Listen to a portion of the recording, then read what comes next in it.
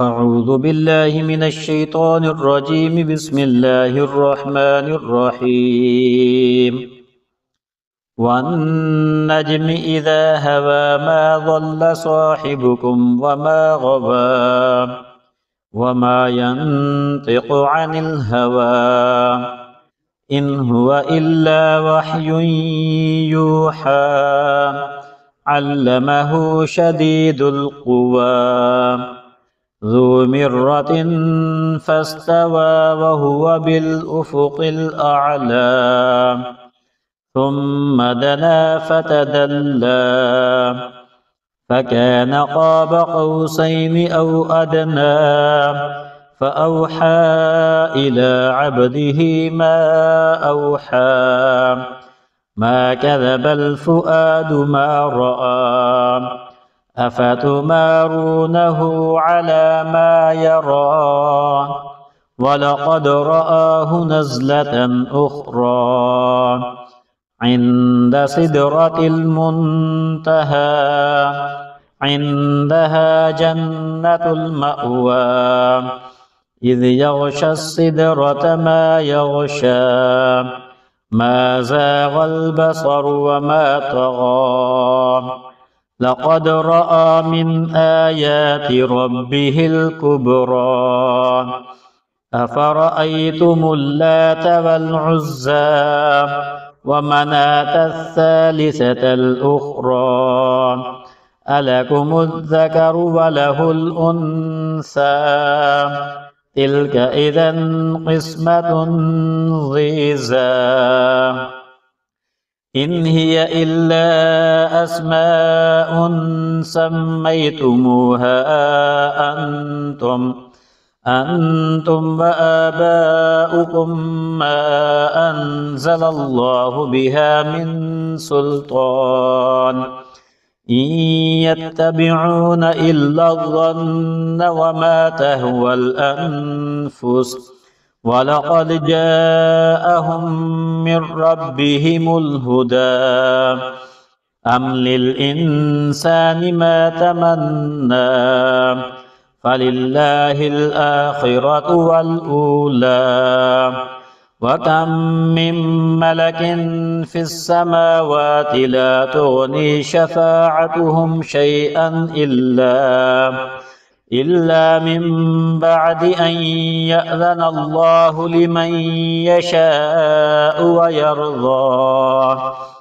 إن الذين لا يؤمنون بالآخرة ليسمون الملائكة تسمية الأنثى وما لهم به من علم إن يتبعون إلا الظن وإن الظن لا يغني من الحق شيئا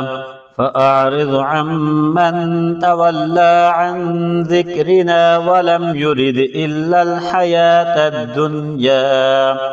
ذلك مبلغهم من العلم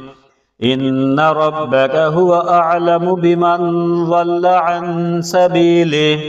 عن سبيله وهو أعلم بمن اهتدى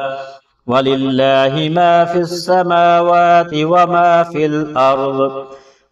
في الأرض ليجزي الذين أساءوا بما عملوا ويجزي الذين أحسنوا بالحسنى الذين يجتنبون كبائر الإثم والفواحش إلا اللمم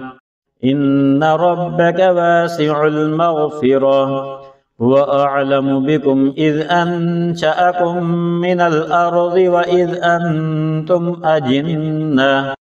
أجنة في بطون أمهاتكم فلا تزكوا أنفسكم هو أعلم بمن اتقى أفرأيت الذي تولى وأعطى قليلا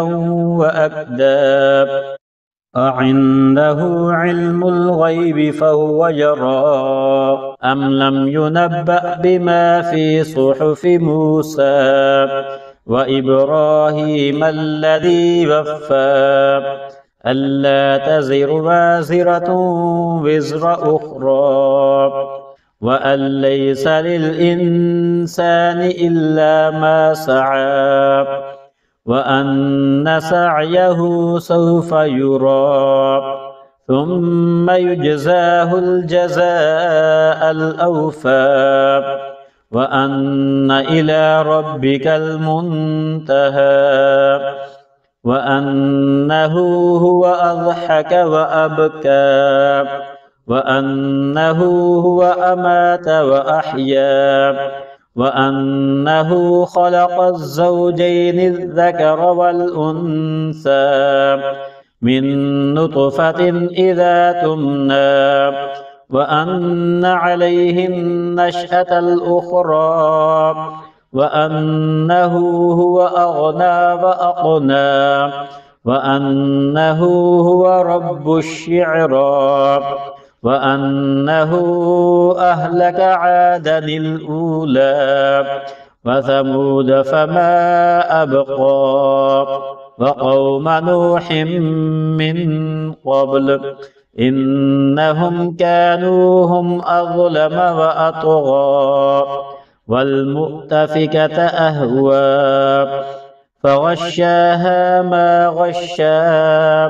فبأي آلاء ربك تتمارى هذا نذير من النذر الأولى أزفت الآزفة ليس لها من دون الله كاشفة